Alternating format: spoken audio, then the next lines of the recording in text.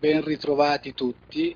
Estamos aqui agora nessa sessão plenária e também uma grande honra estar aqui entre o Marcos Banho, que é o nosso convidado de honra, o professor Mulinacci aqui à minha esquerda com o discussant, e vou começar apresentando Marcos Banho, que todos os linguistas conhecem, e pela sua obra marcante nos estudos da sociolinguística brasileira e do português brasileiro.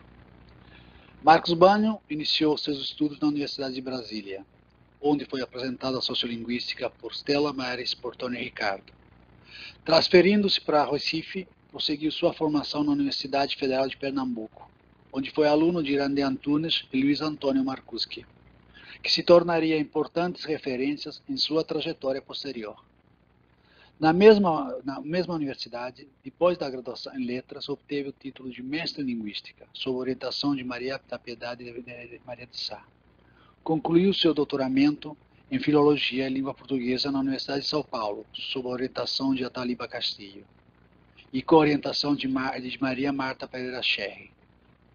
Também na Universidade de São Paulo conheceu Manuel Luiz Gonzalez Correa, que lhe abriu novas perspectivas para a compreensão das relações entre fala e escrita.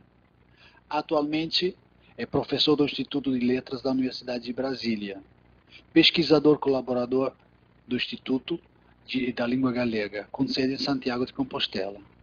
Tradutor de francês, inglês, espanhol, italiano e galego. Já traduziu mais de 200 de obras literárias e ensaísticas. Colaborou na tradução do Dicionário de Filosofia de Ferreira de Moura, na edição brasileira da tradução ecumênica da Bíblia e nas primeiras versões brasileiras de obras de William Labov. Recebeu alguns prêmios literários importantes. Esse é um elemento que para alguém pode ser novo, mas Marcos Banho, além de ser um estimado estudioso, pesquisador de linguística, é um afirmado escritor e poeta de literatura brasileira.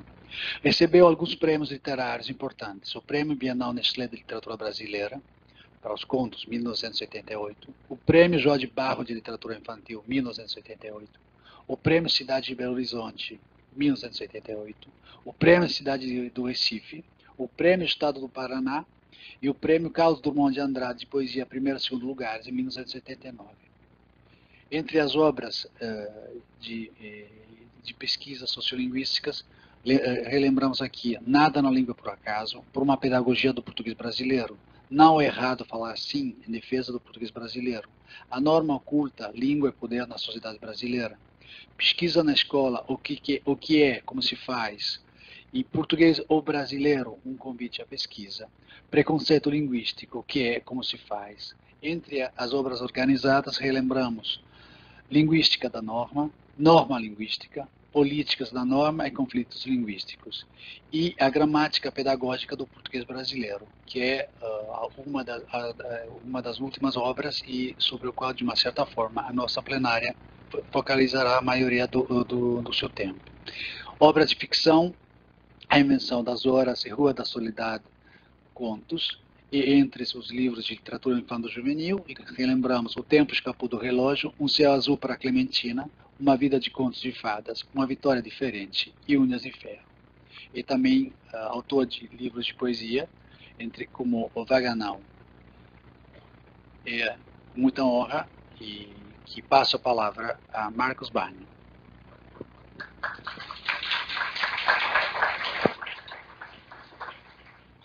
Muito obrigado.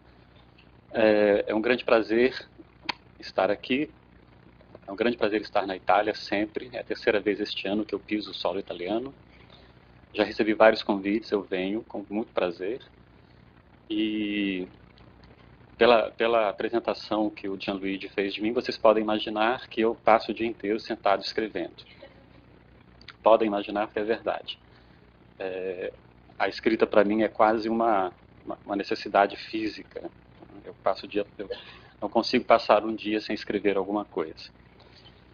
E me aventuro muito por todas as áreas da escrita, né? Não só o trabalho propriamente de pesquisador e divulgador científico, mas também literatura propriamente dita, e especialmente a poesia, que, claro, é sempre a menos conhecida. Como eu digo sempre, a poesia é para poucos, né? Então eu nunca tenho a ilusão de que os livros de poesia vão ter a mesma circulação dos outros. Eu vim aqui falar a respeito de gramática brasileira.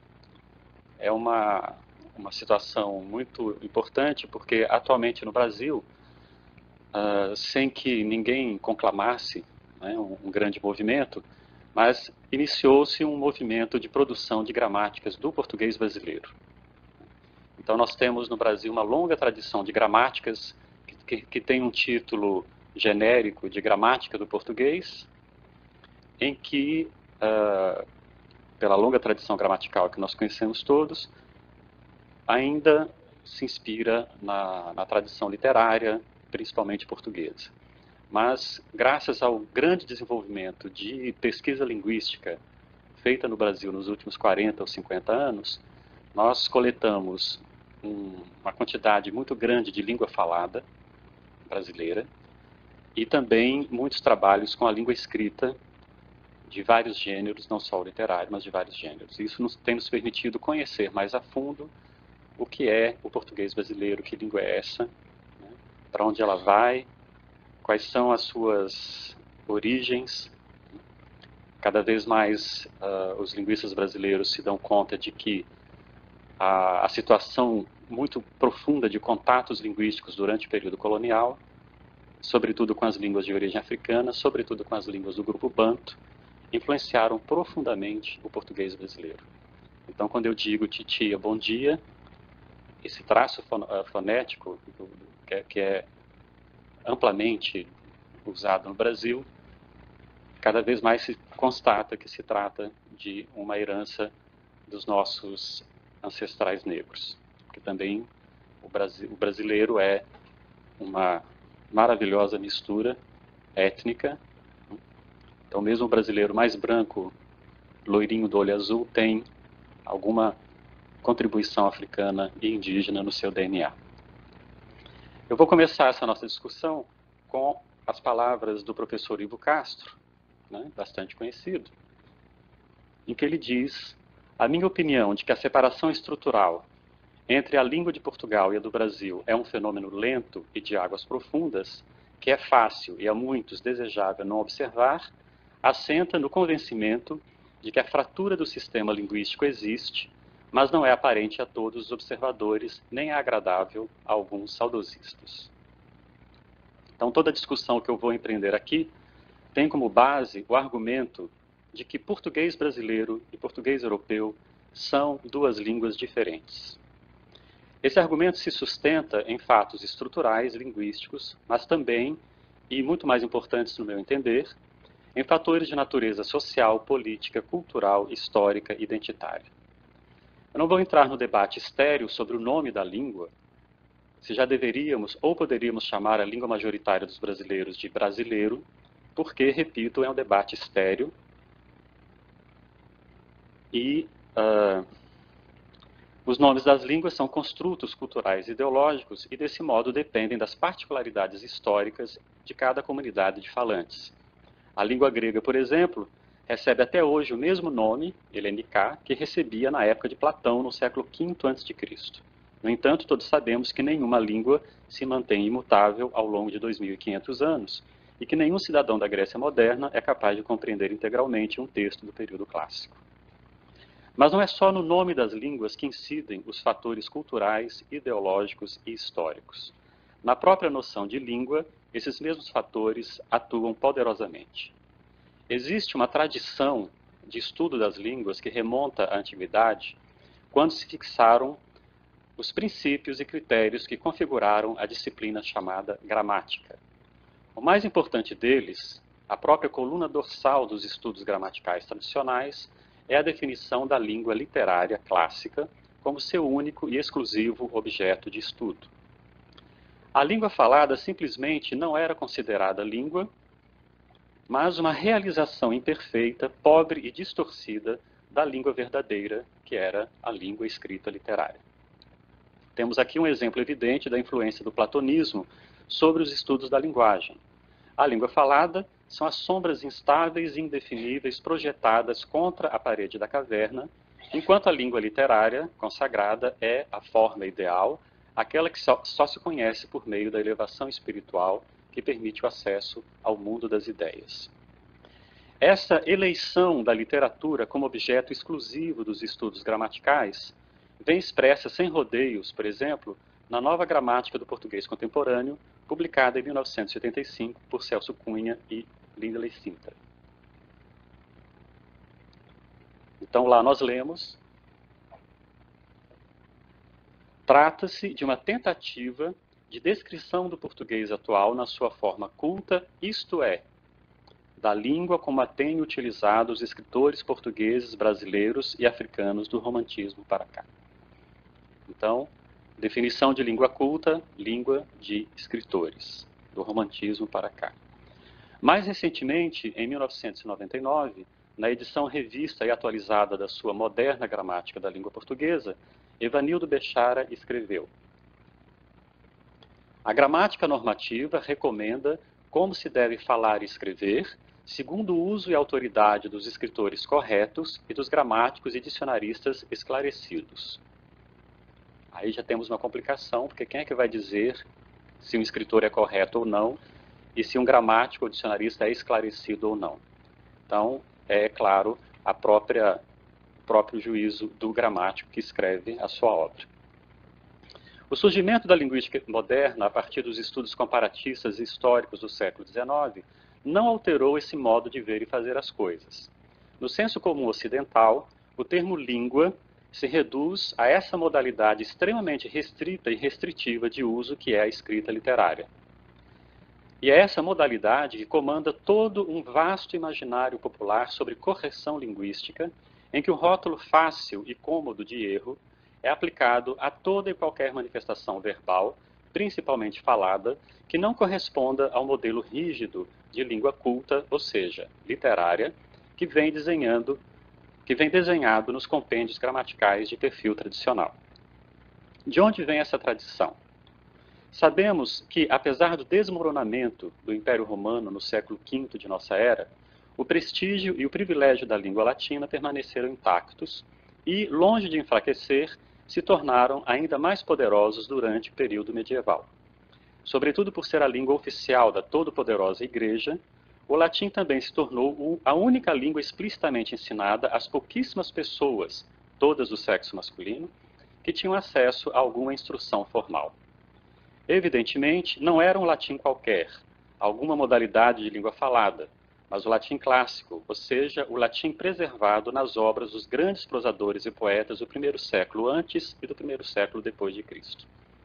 Virgílio, Cícero, Virgílio, principalmente Virgílio, Cícero. Na ausência de falantes autênticos da língua, esse latim literário é que se tornou o instrumento da alta cultura durante mais de 1000 anos na Europa. Teologia, filosofia, ciência, tudo se escrevia exclusivamente em latim. Mesmo em regiões que jamais estiveram sob o domínio romano, onde o latim jamais tinha sido falado, era essa a língua oficial das administrações governamentais, dos estudos superiores, da ciência, etc. É o caso, por exemplo, da Inglaterra, onde, ainda em 1687, Newton publicava em latim seus Philosophia e Naturalis Principia Mathematica. Ou da Hungria, onde o latim permaneceu como língua oficial até 1844. Nada menos latino do que o húngaro, né? Mas, na Hungria, a língua oficial da administração até 1844 era o latim, por ser um país de tradição católica. O latim funcionou durante todo esse prolongado período, mais ou menos, né, como o chinês funciona atualmente. O rótulo chinês é aplicado a uma constelação de modos de falar que são radicalmente distintos uns dos outros e, assim, não permitem a intercompreensão entre seus falantes. No entanto, há mais de 2000 anos, existe uma escrita chinesa unificada que serve a todas as línguas e dialetos da China por ser baseado em ideogramas. Com isso, falantes de mandarim e cantonês, por exemplo, incapazes de se entender oralmente, podem se entender por escrito. Então, nós temos aqui esse ideograma, que significa ouro, e ali as transcrições fonéticas em mandarim, cantonês e na língua Min. Portanto, as pessoas podem se comunicar por escrito, mas se forem falar, não se entendem. Ora, o mesmo se passava com o latim na Europa medieval.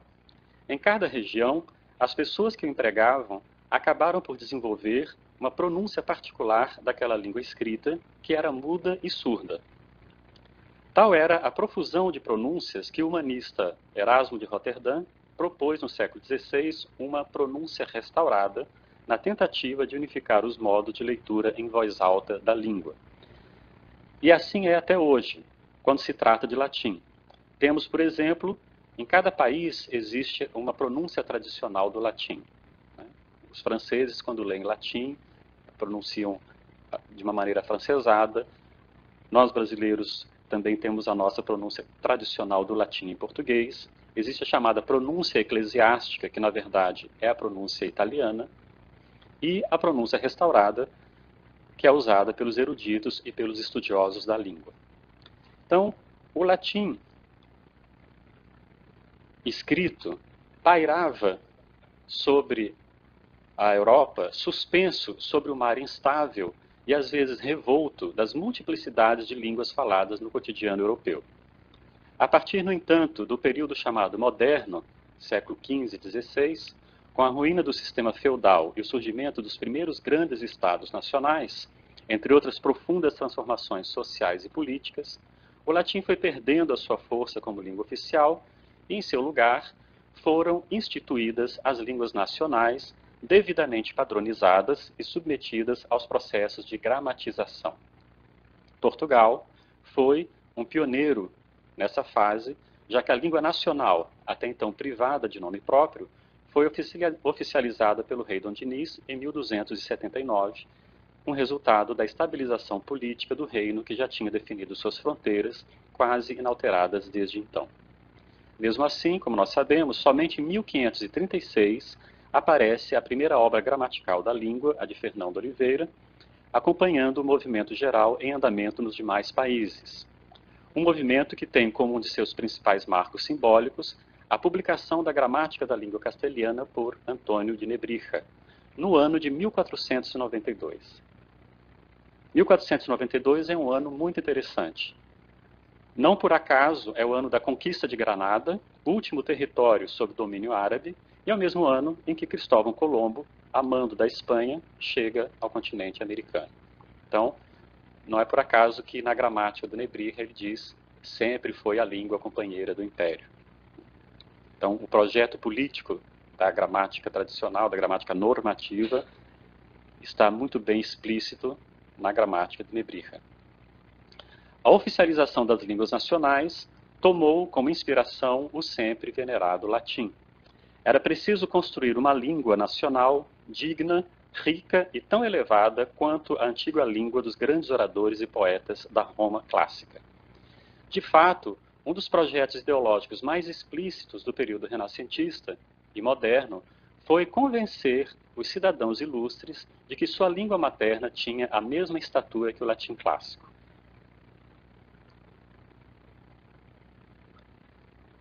Ao longo do tempo, portanto, a partir do Renascimento e da modernidade, as línguas nacionais dos grandes estados unificados e centralizados em torno da figura do rei foram sendo transformadas conscientemente naquele mesmo arco-íris estável e de linhas puras que tinha sido o latim em épocas anteriores. Então agora cada país ia ter o seu arco-íris particular. Acima do mar instável e muitas vezes revolto da multiplicidade de línguas e dialetos falados nos territórios nacionais, se firmou uma língua clássica, essencialmente inspirada nos usos dos grandes escritores e, claro, nas regras da gramática latina. Não vamos esquecer, por exemplo, do Camões, quando ele diz que a deusa Vênus, ouvindo falar os portugueses, com pouca corrupção, acreditava que eles estavam falando latim. Então, vários textos dessa época trazem isso. Há mesmo um que diz que é tão parecido que a gente lendo latim e português, às vezes nem sabe qual a diferença entre as línguas, porque é tudo igualzinho, né? Então, um projeto de transformar a língua nacional numa língua tão venerada quanto o clássico latim. Não por acaso, várias dessas línguas são chamadas por antonomasia pelo nome dos seus maiores escritores daquele período de padronização. Então, a língua de Dante, a língua de Cervantes, a língua de Molière, a língua de Shakespeare e, é claro, a língua de Camões. A pobre da língua de Camões devia estar, né, como a língua de Santo Antônio de Pádua está preservada na Basílica, a língua de Camões também deveria estar, né, preservada, de preferência no Mosteiro dos Jerônimos, né, que é a obra arquitetura mais alucinada que eu já vi na vida. Uma coisa assim espetacular. Né.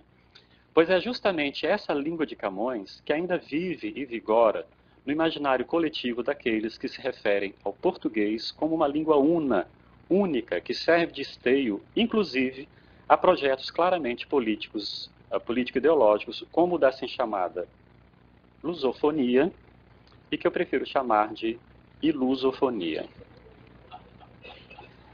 Essa língua é que permite a existência de associações de lusitanistas mundo afora. Ela é o nosso latim clássico. Ela é o nosso chinês. Nós nos entendemos por escrito e quando falamos, nós nos entendemos mais ou menos porque damos voz a esse português surdo e mudo, fixado, como escreve Bechara, pelos escritores corretos e pelos gramáticos e dicionaristas esclarecidos. De novo, o fantasma de Platão se projeta contra as paredes da caverna idiomática. Não são todas as incontáveis maneiras de falar que merecem um rótulo de português, mas somente aquelas que são o resultado do processo noemático que conduz às formas ideais. Optar por essa concepção de língua e por essa concepção de português é fazer uma escolha ideológica. Essa escolha, no entanto, quase nunca é assumida explicitamente.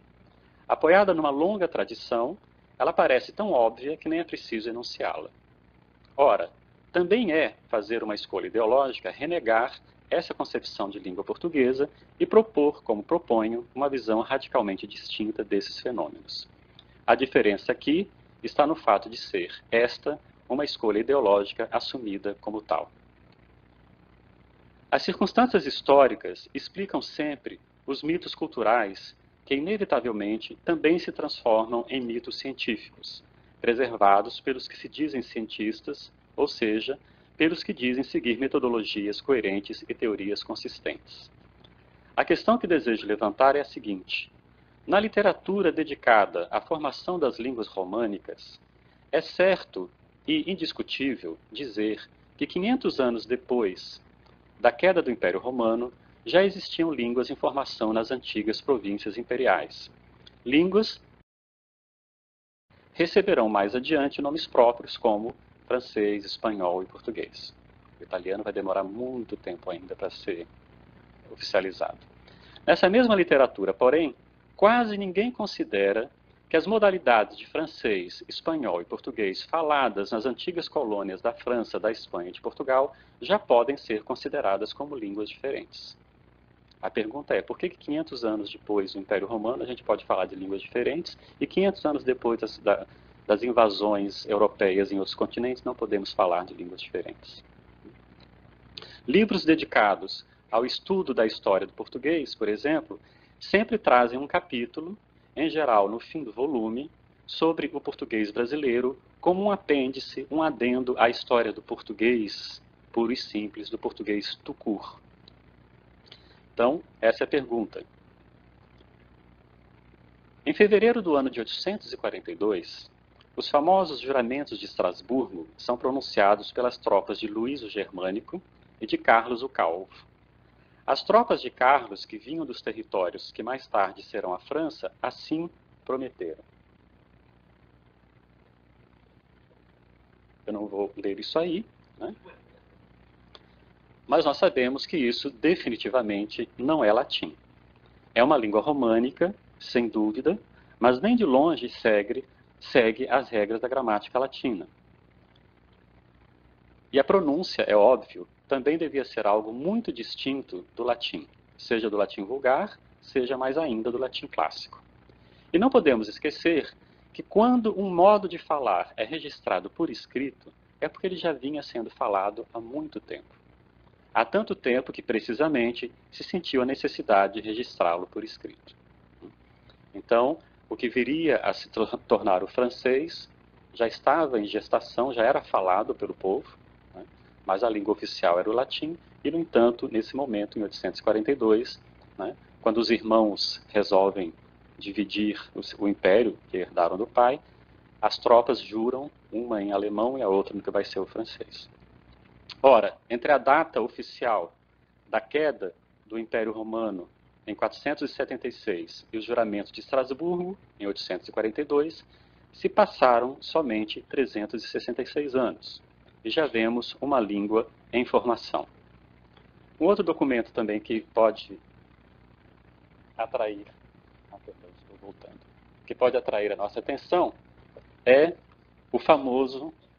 a famosa dotação da Igreja de Lardosa, em Portugal, no ano de 882. É um texto supostamente escrito em latim. No entanto, nós já percebemos nesse texto alguns dos fenômenos que resultaram da transformação do latim em português. Por exemplo, a sonorização de surdas intervocálicas. Então, abriles, no lugar de apriles, insubras, em vez de insubras, etc. Né? Também aparece nesse texto a síncope de T final. A síncope do N intervocálico, né? Moástica no lugar de monástica, elemósias em vez de elemósias. Então vejam, as pessoas que tentavam escrever em latim em Portugal no ano de 882 já transferiam para essa escrita os traços característicos da língua que de fato era falada por lá. Então, fica aí a pergunta: por que entre 1500 e 2014 é tão difícil admitir a existência em terras brasileiras de uma língua muito aparentada ao português europeu, é verdade, mas também com diferenças muito marcadas em todos os níveis do sistema linguístico? Será porque, como dizia Ivo Castro, reconhecer essas diferenças não é agradável a muitos saudosistas? Saudosistas de quê? De um império colonial que também ruiu? Se atentarmos para as distinções fonéticas e mesmo fonológicas entre o português brasileiro e o português europeu, elas são numerosas e importantes. Mas o que realmente distingue duas línguas é a gramática, ou seja, as regras que fazem uma língua ser o que é. Podemos dizer que a gramática é o motor de uma língua. É ela que aciona o léxico, o inventário de palavras de um idioma, é ela que organiza as palavras, que as coloca em marcha, que lhes confere sentido e significação. Então, por isso, a partir de agora, eu vou expor algumas características próprias da gramática do português brasileiro que justificam que justificam a produção de obras descritivas e, por que não, até mesmo normativas com base no que é, de fato, o vernáculo geral dos brasileiros. Então, eu vou começar com essa coisa muito interessante que aparece na gramática da Maria Helena Mira Mateus e suas colaboradoras, em que essa construção, esse livro vende na livraria do Liceu, é dada como agramatical. Ora, em Portugal pode ser assim, mas no Brasil, nós, 202 milhões, usamos frases perfeitamente construídas assim. Por exemplo, todos os dias na televisão nós escutamos a propaganda de um site chamado Bom Negócio, e ele diz assim: faz logo um bom negócio, a cada 1 minuto 4 coisas vendem. O que é isso? No português brasileiro desapareceu a chamada voz média, que não é a voz reflexiva, é uma outra coisa. A voz média que se indica, né, com a partícula C. Então, nós poderíamos esperar, esse livro vende-se na livraria do Liceu, a cada 1 minuto 4 coisas vendem-se. Mas nenhum brasileiro, em sã consciência, vai usar essas construções, porque elas não fazem parte da nossa gramática. Então, eu me lembro quando eu estava fazendo a minha tese de doutorado, e lendo a gramática da professora Mira Mateus e companheiras, eu topei com essa frase, com aquela linda estrelinha do agramatical ali. Falei, mas isso é brasileiro puro, né? Tanto que esse livro delas vende na livraria da universidade. Então, Outro fenômeno muito característico do português brasileiro, será que eu consigo trazer para cá? É o que nós chamamos de ergatividade, né? A ergatividade é um fenômeno sintático em que o constituinte sintático que porta o traço semântico mais paciente ocupa o lugar sintático do sujeito, tipicamente mais agente, em enunciados na voz ativa. Então, justamente pelo desaparecimento da voz média, né, em que nós esperaríamos construções como o espelho se quebrou, a porta se abriu, o eixo da roda se partiu, nós no Brasil dizemos e já escrevemos, o espelho quebrou, a porta abriu, o eixo da roda partiu. Ou seja, aquele que, né, na linguagem tradicional gramatical, que sofre a ação, passa a ocupar o lugar sintático do sujeito, né? Então, o espelho quebrou, não temos ali nenhum objeto, né, porque o objeto é o próprio espelho. Então, é assim que nós falamos no Brasil. O que aconteceu, né? Então, quebrou-se o espelho. Eu não acredito na voz passiva sintética, é uma questão realmente religiosa, né?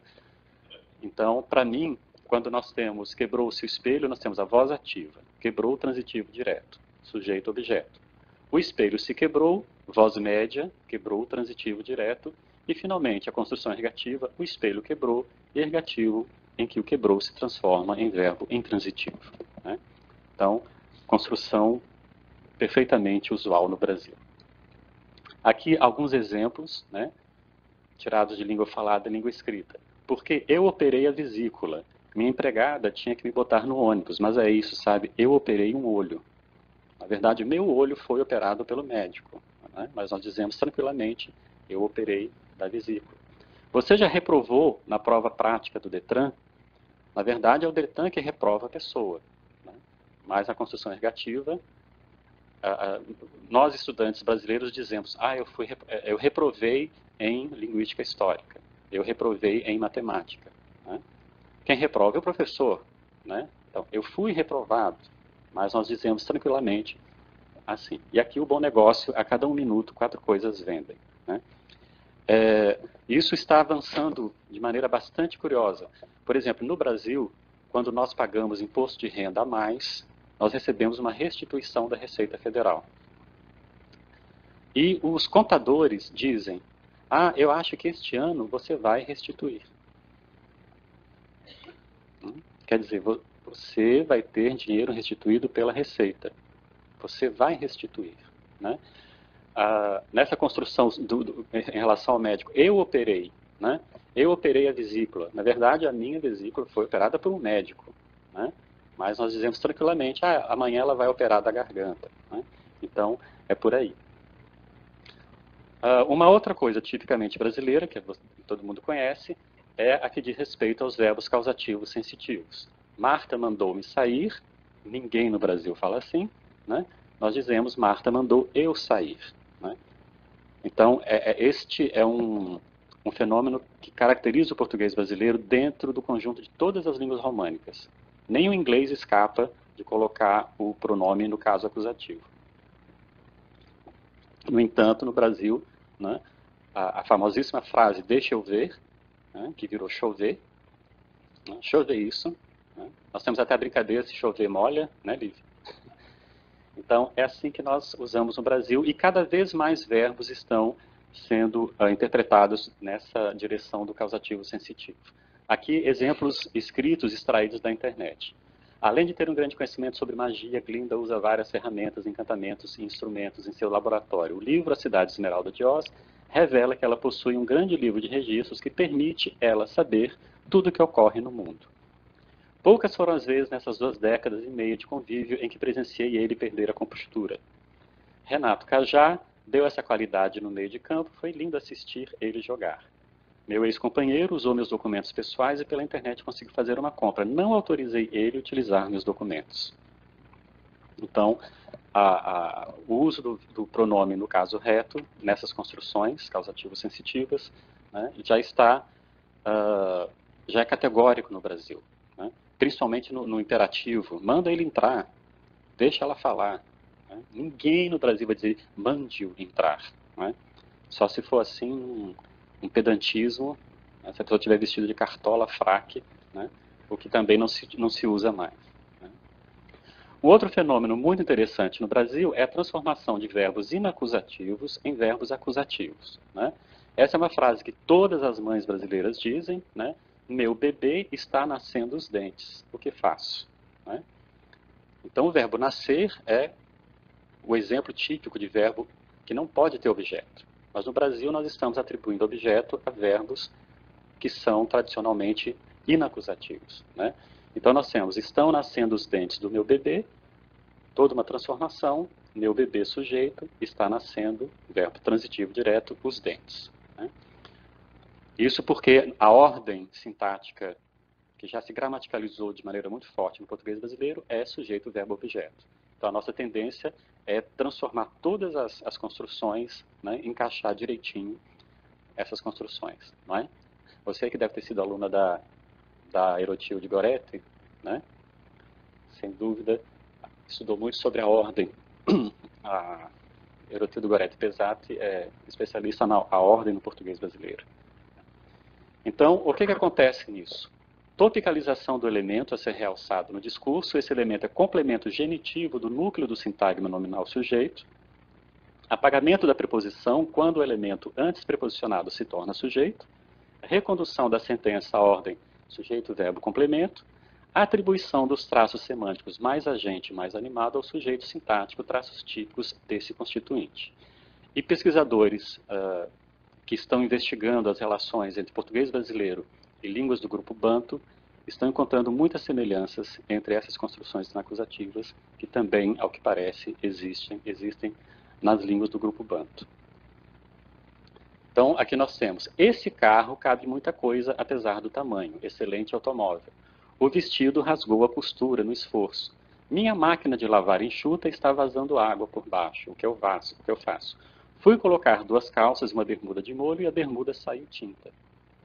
Qual é o nome do shampoo que cresce o cabelo? Essa rua não passa muitos ônibus para o centro. Então, como sempre, né, nas mudanças linguísticas, são muitos fatores que atuam ao mesmo tempo, né, e um deles, sem dúvida, é a forte tendência à topicalização que ocorre no português brasileiro. Outra coisa muito conhecida, né, os pronomes objeto direto de terceira pessoa, o, a, os, as, não pertencem à língua materna dos brasileiros. Só ocorrem na língua escrita e falada em gêneros textuais mais monitorados. Então, nós podemos gravar a fala de crianças brasileiras, né, ou de pessoas que nunca foram à escola, por exemplo, e nunca vai aparecer um pronomezinho o, a, os, as. Né? Então, o que os brasileiros sempre se surpreendem, né, é quando vão a Portugal e vêm as criancinhas dizendo, né, eu não a conheço, olha só, ela fala tudo certinho. Né? Claro, porque faz parte da gramática dela. Na nossa gramática, no nosso vernáculo, não existem esses pronomes. Né? Quais são as nossas estratégias para a retomada anafórica de objeto direto de terceira pessoa? Ou nós usamos os pronomes lexical, ele, ela, eles, elas, como no português medieval, ou a anáfora zero. Né? Eu fiz uma pesquisa com muitas horas de língua falada por brasileiros e brasileiras de instrução formal elevada, né?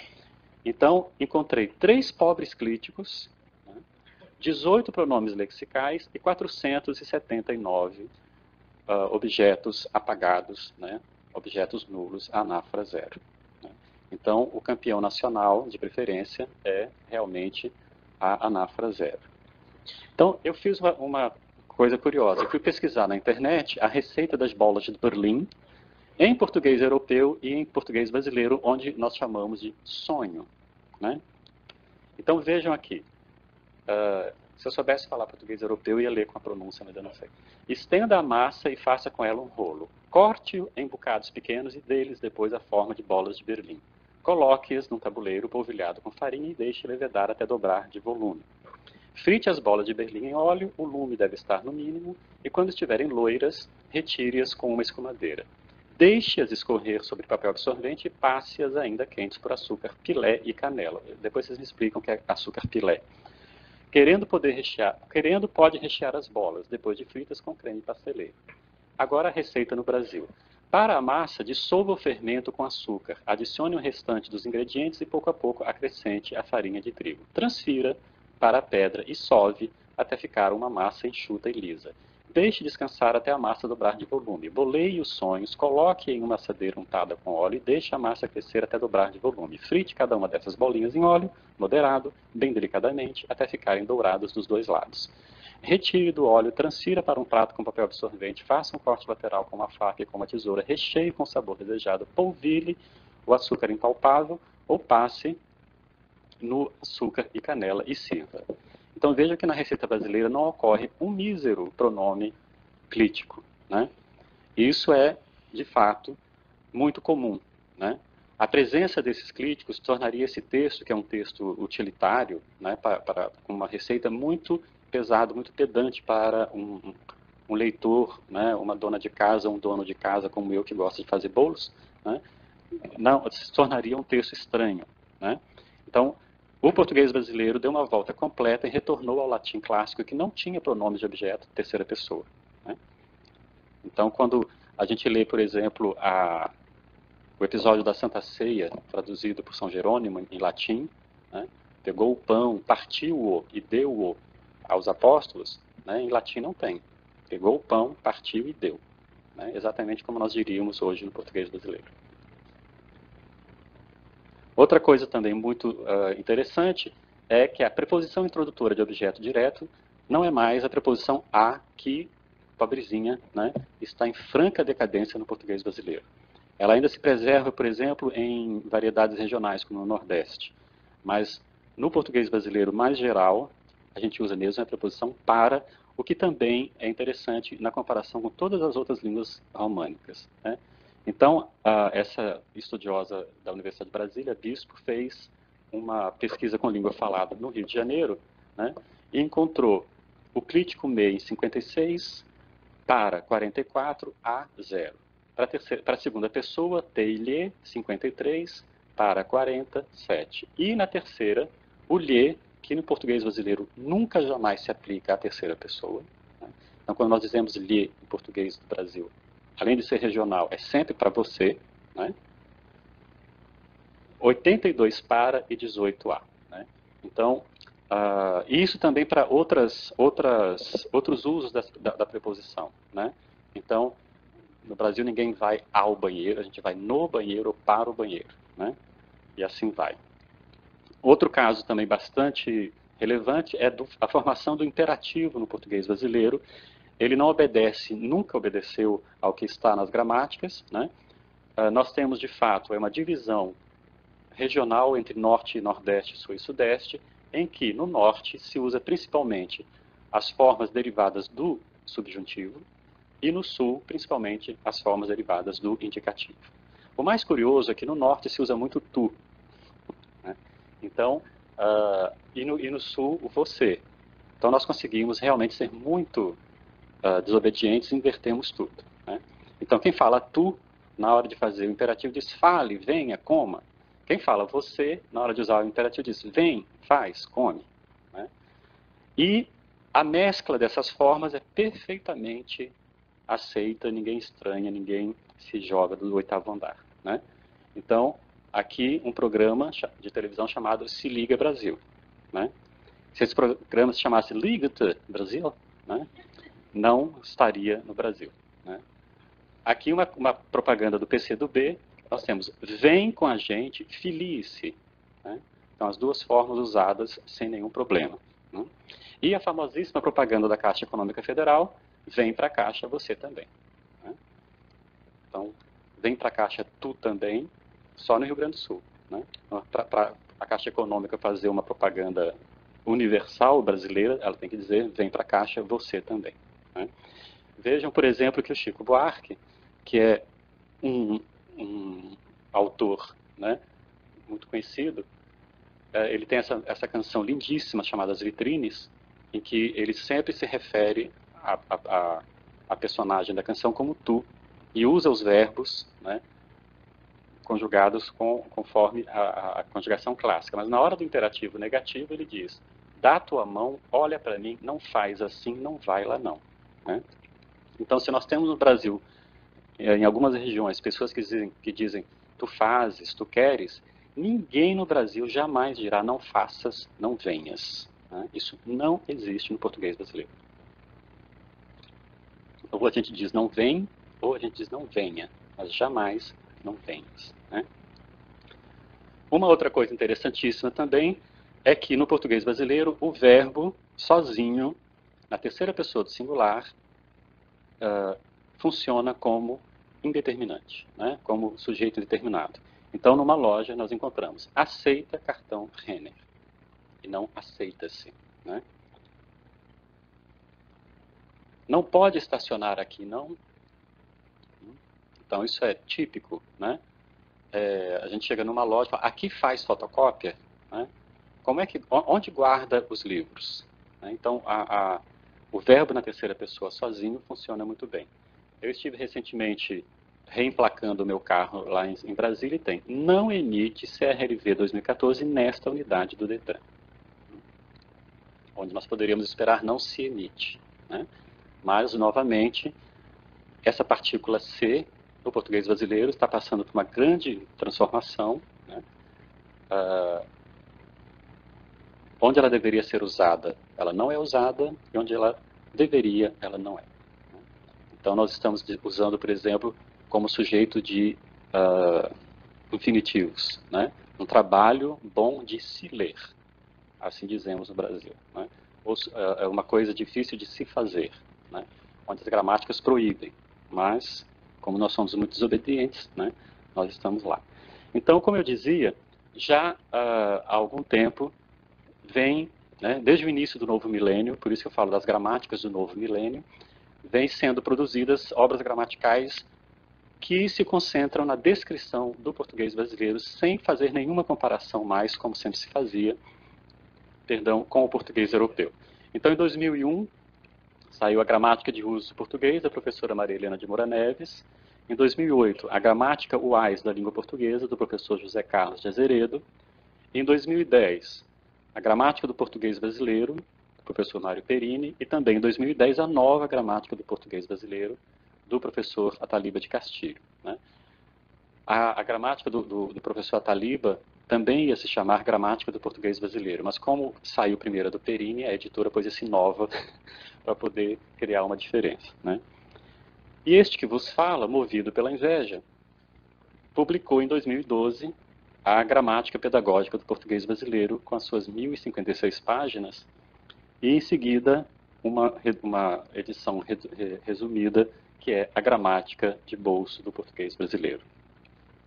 Então, nós podemos terminar essa fala citando novamente Ivo Castro. Um dos principais problemas da linguística do português consiste em determinar se as diferenças que se detectam entre as variedades portuguesa e brasileira devem ser encaradas a nível da norma ou a nível de sistema, ou seja, se devem ser consideradas como variedades de um mesmo sistema ou se, pelo contrário, constituem sistemas separados e, portanto, línguas diferentes. Né? Eu vou corrigir o professor Ivo Castro, que não está presente, por isso que eu vou fazer isso. Né? Em vez de problemas da linguística, este é um problema dos linguistas. A linguística não existe. Né? O que existem são pessoas que tomam decisões políticas, econômicas, ideológicas. Né? Então, decidir se o português brasileiro e o português europeu são duas línguas diferentes, por mais que a gente se dedique ao estudo dos sistemas, etc., isso não vai levar a muita coisa. Né? É uma decisão realmente de dizer, olha, a partir de agora a gente vai dizer assim, né? E quem quiser, aceite, quem não quiser, brigue conosco. Né? Finalmente, retomando umas belas palavras do Fernão de Oliveira, em 1536, em que ele diz: tornemos sobre nós, agora que é tempo, e somos senhores, porque melhor é que ensinemos a Guiné que a sejamos ensinados de Roma. Né? Atualizando, eu diria, porque melhor é que ensinemos o mundo que sejamos ensinados de Lisboa. Muito obrigado.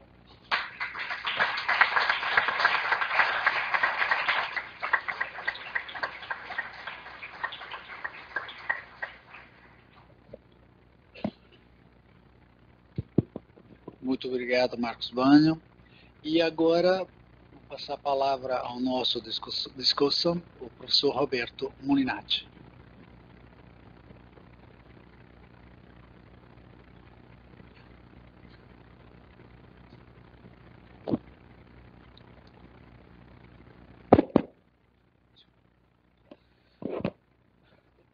Muito boa tarde a todos. Vou tentar ser o mais breve possível, como era de se esperar, porque realmente agora estamos atrasados, eu acho. Seja como for, antes de mais nada, ao agradecer aos organizadores do Congresso pelo convite que me fizeram para integrar essa sessão plenária como debatedor, tenho simultaneamente que confessar meu embaraço em discutir as teses que o professor Marcos Bagno acaba agora de apresentar, uma vez que faço questão de esclarecer isso desde já, concordo, por via de regra, com a maioria delas, sendo o resultado, aliás, de um trabalho sociolinguístico, eu diria, de grande envergadura, que o professor Bagno vem desenvolvendo há muitos anos, e que eu acompanho, pelo menos desde 2006, mais ou menos, antes que a gente se conhecesse e travasse amizade. É uma questão mais aqui, digamos assim, que a questão da amizade não vai interferir nesse caso. Como, porém, fui incumbido pelos organizadores de dialogar com o colega, não quero me subtrair a essa tarefa, levando em conta também que o tema, por ele abordado, é um tema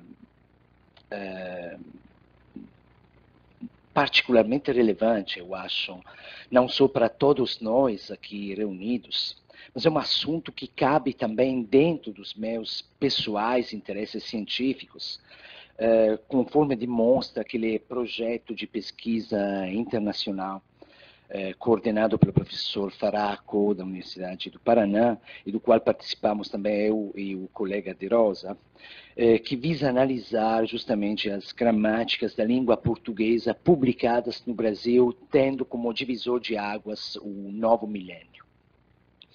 Se, porém, naquele projeto, a noção de gramática brasileira constituía o explícito horizonte teórico tão só de umas obras, nomeadamente as obras que acaba de citar o Marcos, as de Mário Perini, de Ataliba de Castilho, do próprio Marcos, que traziam no título essa sua especialização linguístico-identitária, assumindo-a conscientemente como um pressuposto ideológico na acepção alta do termo, quase que, digamos, passe-me o termo, como uma espécie de pré-construído, isto é, um conjunto de formas cuja existência ninguém questionava, e que, pelo contrário, precisava somente ser descrito.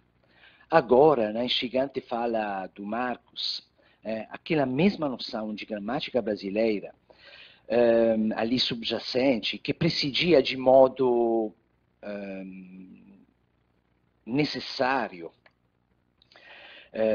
e suficiente a elaboração das diversas metodologias gramaticais do Ataliba, do Perini, do próprio Marcos, aquela noção de gramática brasileira, dizia, acaba por ser submetida a um aparente processo de relegitimação ex post.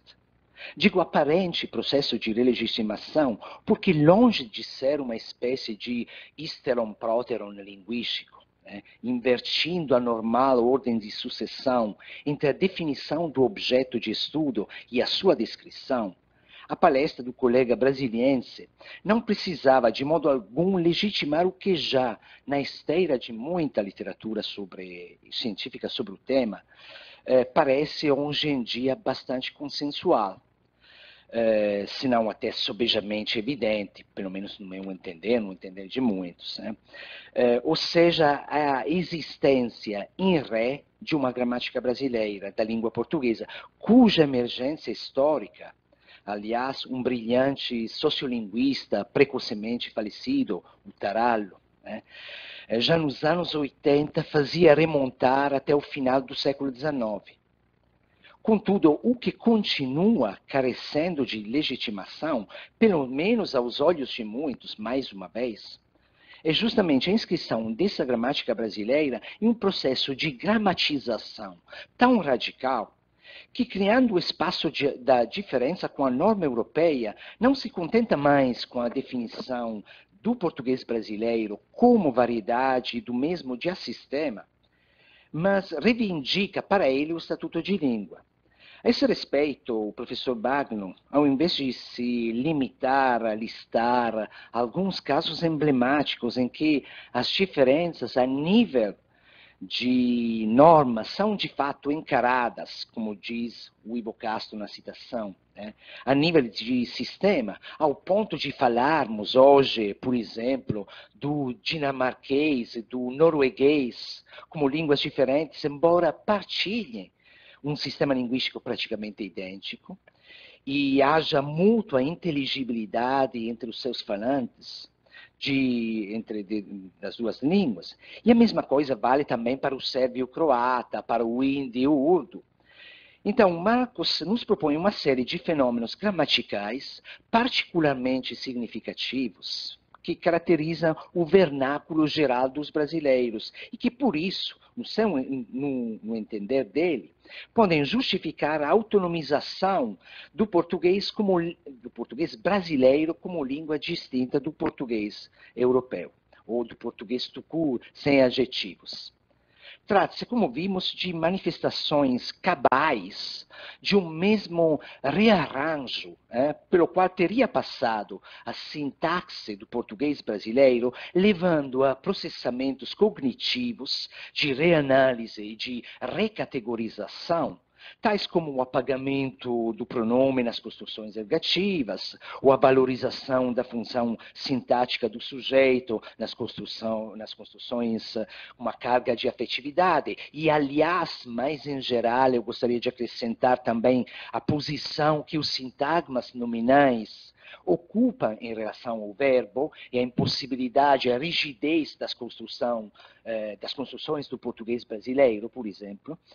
E, no entanto, apesar disso, isso é, apesar da importância dos traços gramaticais divergentes por marcos salientados no português brasileiro, ele sabe muito bem que, em particular nas questões relativas às línguas naturais, tudo depende sussurrianamente do ponto de vista escolhido, a partir justamente, no caso apresso, daquele conceito de língua que, longe de ser uma referência incontroversa, precisa ser explicitada conforme o tipo de análise a ser levado a cabo. Nesse sentido, a assunção intelectualmente honesta da ideologia de uma escolha que contrapõe, de um lado, a língua como simples meio de comunicação, supostamente descritível com objetividade nos termos estruturalistas da langue, enquanto sistema abstrato e homogêneo, e a referência do colega ao platonismo parece aqui nada casual. E do outro, a língua como noção essencialmente política e social, cuja relação estreita com a cultura e identidade coletiva de um país não se presta para ser, digamos, escamoteada debaixo do fetiche ideológico de uma gramática comum, principalmente quando esse fetiche, o Marco tem toda a razão, mostra suas falhas. Pois bem, tal assunção de responsabilidade, como eu dizia, por parte do cientista da linguagem, forçado a tomar uma posição entre duas opções, potencialmente ou mais ou menos igualmente viáveis, constitui, a meu ver, o argumento mais eficaz para destrinçar se estamos ou não perante duas línguas portuguesas diferentes. Dito de outro modo, mais do que um dogmatismo às avessas, transformando aquela coleta de dados sobre a variação linguística no PB em um argumento cientificamente inconfutável em prol da tese da existência de uma língua brasileira, seja qual for o nome que quisermos atribuir a ela. O discurso, professor Baglio, parece propor um saudável exercício do olhar, demonstrando que aquilo que se vê depende, em boa medida, do lugar de onde se olha a realidade que nos cerca. O corolário implícito dessa postura ideológica, porém, sem todavia negar a relevância dos dados fatuais aqui apresentados, e que de certo merecem ser descritos e analisados, inclusive independentemente da sua sucessiva reavaliação, né, é que o reconhecimento do português brasileiro como língua plena e autônoma se torna uma espécie de mera questão de oportunidade política, na acepção óbvia do que é ou não é oportuno, levando em conta as consequências desse reconhecimento, cujo resultado, afinal, seria justamente não tanto o desmoronamento da lusofonia ou ilusofonia, eu gosto de escolher o Marcos, no fundo, o mal menor esse, né? Quanto, sobretudo, o apagamento daquela hipóstase cultural, e aqui tomo emprestado o termo usado por Marcos num outro ensaio muito inteligente, sobre o processo de hipostasiação ao qual subjaz a língua portuguesa, o nosso chinês, daquela hipótese cultural chamada de língua portuguesa, considerado por esse ângulo, então, uma preocupação que não defendo, mas que subsiste em muitos partidários, não só portugueses, para falar a verdade, do surrado lema filológico, da unidade na diferença, pelo qual durante décadas se tem explicado a normatização divergente da língua de Camões, poderia sugerir que o título dessa palestra, Por que uma gramática brasileira, tivesse o seu reverso na sonegação oportunista do objeto em apreço, enquanto suposta ameaça para a veicularidade da língua, para a sua circulação por um mercado linguístico ampliado, para não falar da sua almejada inclusão dessa língua entre as línguas oficiais da ONU. Só que mesmo deixando de lado o fato de os linguistas serem profissionais, cientistas, estudosos, cujo único objetivo é estudar e compreender as línguas naturais, não fazem mais nada. E, portanto, não podemos pedir que um linguista não descreva os fatos da linguagem por serem disfuncionais, por exemplo, a internacionalização do idioma descrito. Não estou convencido de que a proposta de Marcos Bagno, e se quisermos dos demais autores das gramáticas brasileiras do português, implique, ou se quiserem, redunde automaticamente em uma pulsão separatista. A grande preocupação. Ele vai destruir a língua portuguesa. Mas apenas na real variação ineludível, principalmente do ponto de vista da reeducação sociolinguística, do português brasileiro como sistema que adquiriu independência tanto funcional como psicológica para seus falantes, mas que ainda precisa de instrumentos, gramáticas, dicionários, quanto mais, que possam dar conta desse seu funcionamento particular. Eis aqui, talvez, que se coloque a necessidade, o porquê de uma gramática brasileira, mais do que os demais discursos que, então, circulam em torno dessa noção ainda bastante controversa e ideologicamente polêmica. Muito obrigado.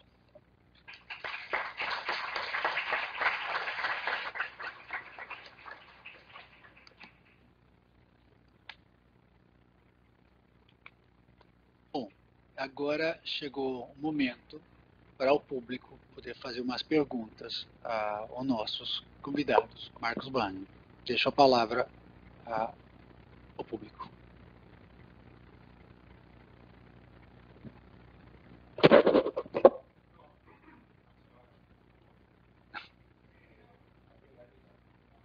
Por favor, estamos gravando toda a nossa comunicação.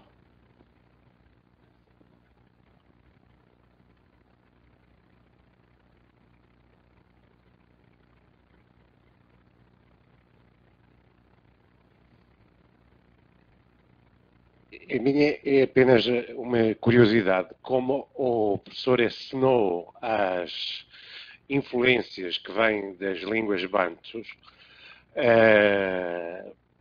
eu gostava de saber quais, e se foram estudadas, as influências que provêm, as influências analógicas eventuais, que provêm do italiano, na língua do, bem, português brasileiro,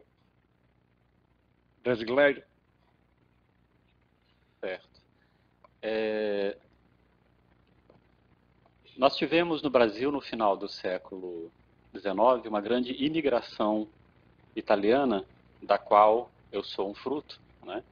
Embora os meus colegas italianos pronunciem meu nome à brasileira, Bagno, né? Meu nome é Bagno mesmo. É uma coisa muito curiosa, porque é uma pronúncia restaurada.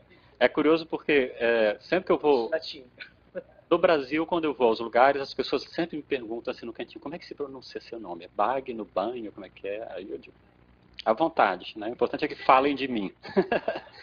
E eu dizia, quando eu chegar à Itália, ninguém vai me fazer essa pergunta, não vai ter nenhum problema. E eis que os colegas, né, mais brasileiros do que eu, me chamam de Bagno. Mas, então, nós tivemos essa importante imigração italiana, sobretudo no sul, na região sul, e em São Paulo. Na variedade paulistana, ou seja, da capital de São Paulo, né, lembrando que a capital de São Paulo tem 20 milhões de habitantes, ou seja, 2 vezes a população de Portugal, então surgiu um falar típico paulistano, né, que caracteriza já uma geração mais velha, pessoas por volta dos 70 anos, né? Porque com outros tipos de imigração, a variante paulistana se mudou. Mas é muito típico, por exemplo, do paulistano, a desnasalização, né? Então, o brasileiro que chega em São Paulo ouve fome, Antônio, né? Isso é, sem dúvida, e também uma certa melodia, né, no falar paulistano, além de algumas contribuições lexicais, né, entre as quais o famosíssimo cazzo, que é e o tchau, evidentemente, né, o tchau brasileiro, que para nós brasileiros é muito curioso que as pessoas cheguem e digam tchau, porque para nós tchau é sempre despedida, né. Então, a contribuição italiana foi bem localizada e nesse nível, não houve nenhuma alteração, digamos assim, uma influência mais forte no próprio sistema da língua.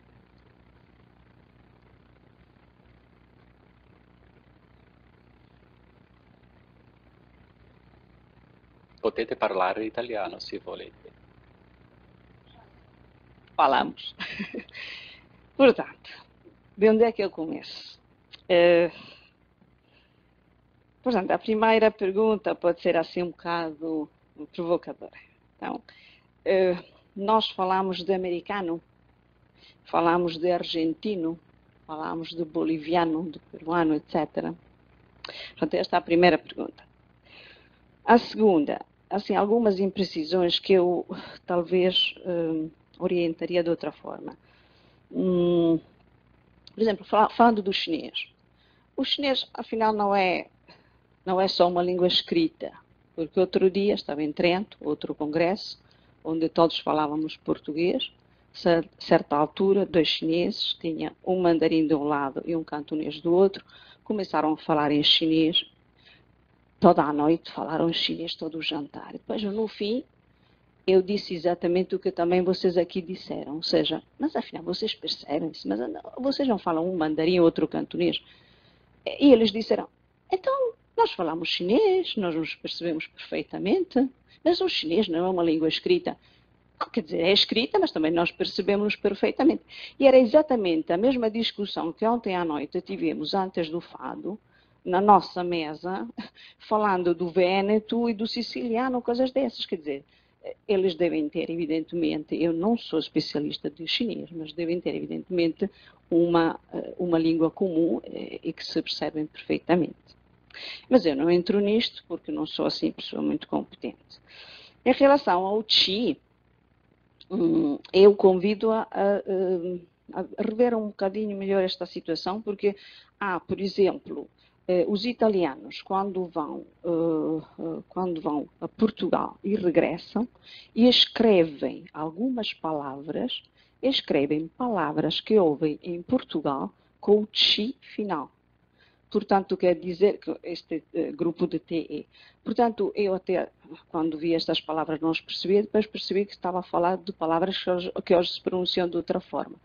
Portanto, também isto, não sei, tem que se ver um bocadinho melhor, porque se calhar nem temos esta situação fonética muito clara. Depois nós de que é que estamos a falar? Estamos a falar de uma gramática descritiva da oralidade. Então, nisto é evidente. É como se as nossas gramáticas aceitassem o lhe para a forma feminina e a forma masculina. Nós dizemos assim, dar-lhe e dar-lhe. Mas hoje em dia ninguém diz dar-lhe, só nós que somos muito cultos, mas lá fora ninguém diz dar-lhe, não é? Mas as gramáticas todas têm esta forma normativizada. Portanto, vamos ver, estes fenómenos, os fenómenos de que falou, portanto, as perguntas, este era assim mais ou menos um comentário. Agora, as perguntas, além das que eu fiz no princípio, poderiam ser as seguintes.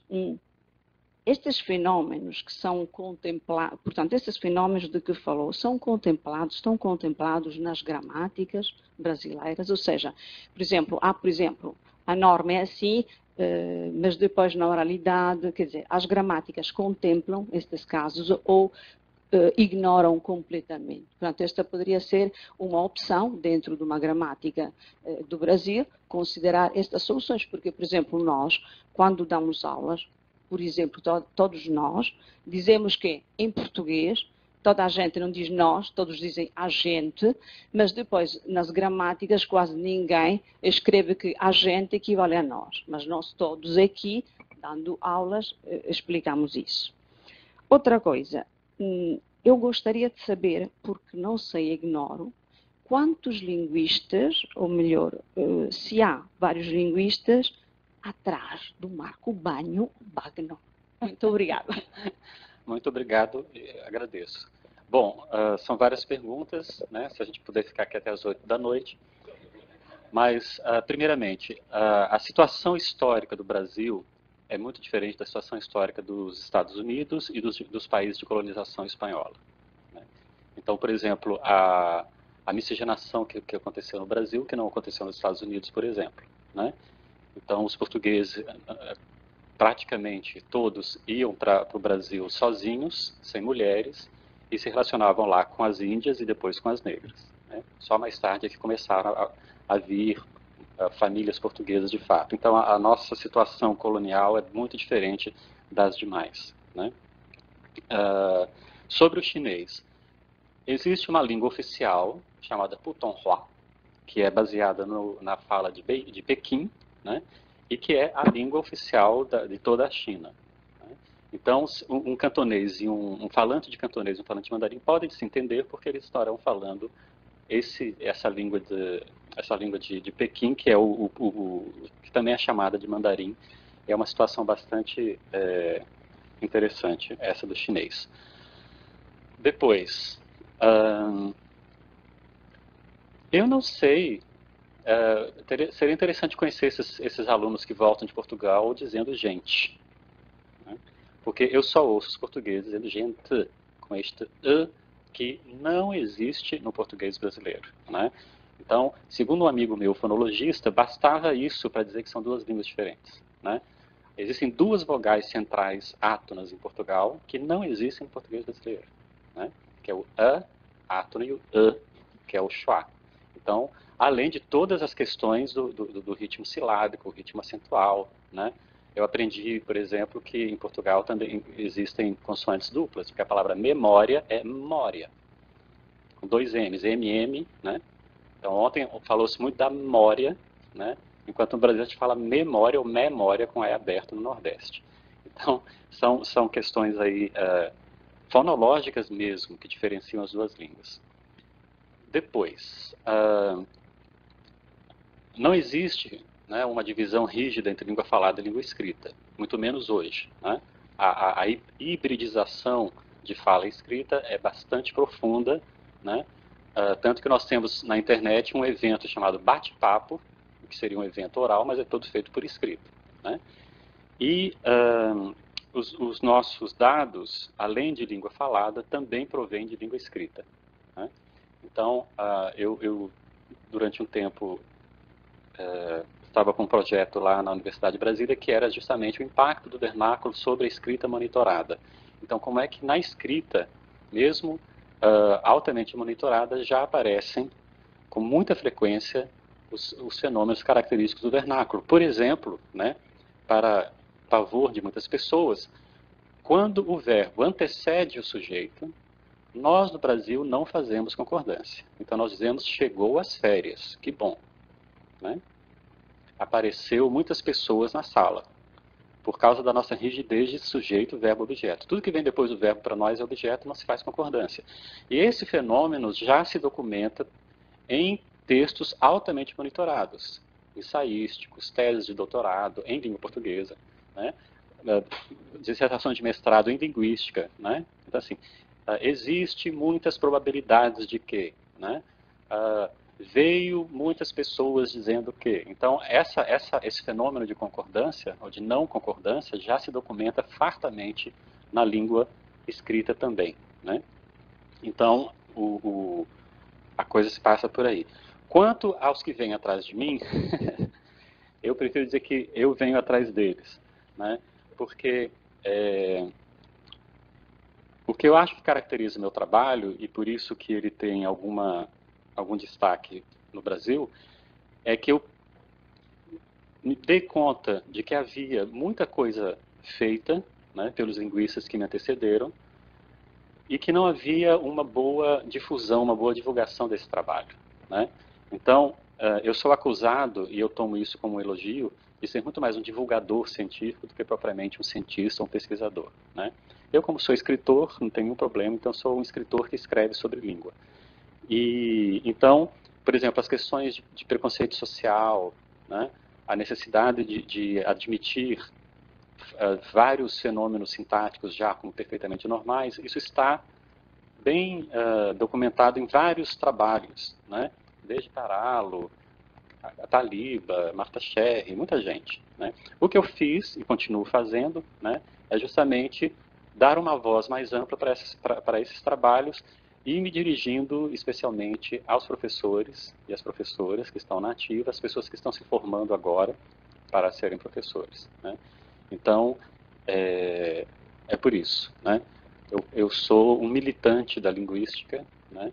No Brasil nós não temos, infelizmente, a tradição da divulgação científica, que a gente encontra principalmente nos países de língua inglesa, é muito comum, e eu resolvi tomar para mim essa bandeira. E isso faz, claro, que eu tenha uma legião de fãs e uma legião também de odiadores, né? Pessoas que, se pudesse, se eu passasse na frente do carro delas, me atropelavam, né? Então, vai por aí a nossa situação.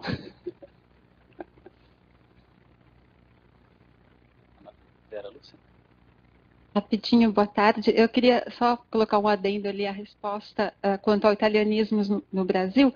Eu sou da Universidade de São Paulo e ali tem um grupo grande que faz estudos sobre os italianismos no Brasil. Inclusive tem até uma paginazinha na Academia della Crusca já fazendo referência a isso. E também vai sair também uma parte no Atlas Linguístico do Brasil, sobre o italianismo.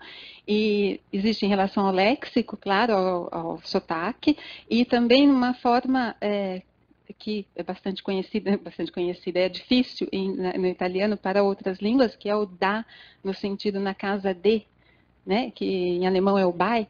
E em português, no estado de São Paulo, se usa, no sul se usa, que é deixei a casa lá da tia, deixei as chaves lá da tia Regina, ou fiquei lá da Tereza, querendo dizer na casa de.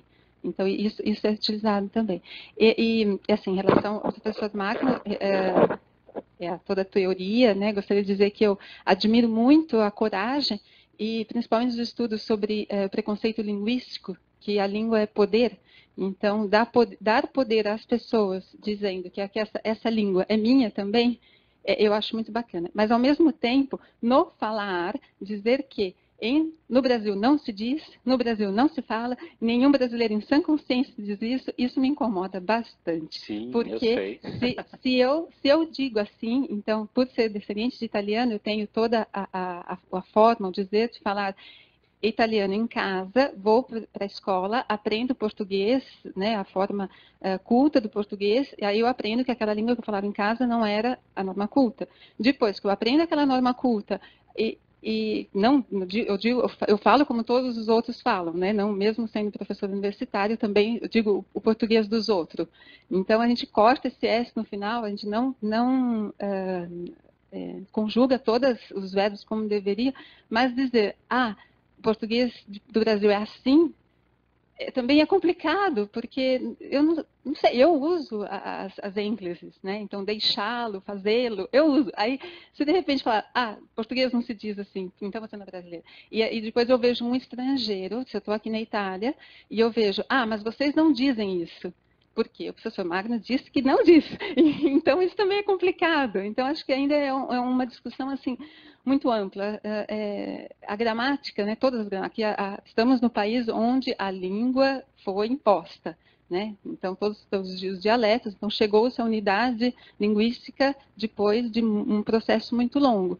Então, é complicado a gente dizer, não se diz assim, ou diz assado. Eu acho complicado só isso. Obrigada. Certo. Mas algumas coisas realmente não são ditas, nunca. A não ser, por exemplo, a questão da ênclise e dos pronomes oblíquos, só quem foi à escola, né? Então já é uma consequência social da escolarização. No vernáculo geral, né, esse que é o interessante, que a gente tenta descrever, o vernáculo geral brasileiro apresenta algumas coisas. Claro, tem diversos elementos linguísticos que a gente já pode afirmar categoricamente. Por exemplo, o pronome cujo não faz parte da língua materna dos brasileiros. Não faz parte, né? E também, agora, nós já sabemos, por toda o nosso volume de trabalho feito, né, que os críticos de terceira pessoa também não fazem parte da nossa língua materna. Isso não impede que, indo à escola, nós os aprendamos, né, e possamos usá-los, né? Mas quando você analisa a língua como dentro de uma perspectiva de o que é realmente aquele sistema atualmente, né, sem influência da escola, né, nós percebemos que há essas coisas. Né? Em todas as línguas isso acontece, né?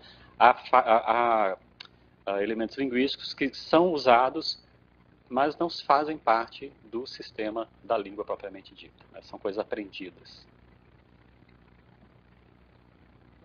Peço desculpa, mas a organização impôs de fechar aqui a nossa discussão. Quem quiser durante o nosso almoço, poderá continuar debatendo e entrar no vivo da nossa discussão. Muito obrigado a todos.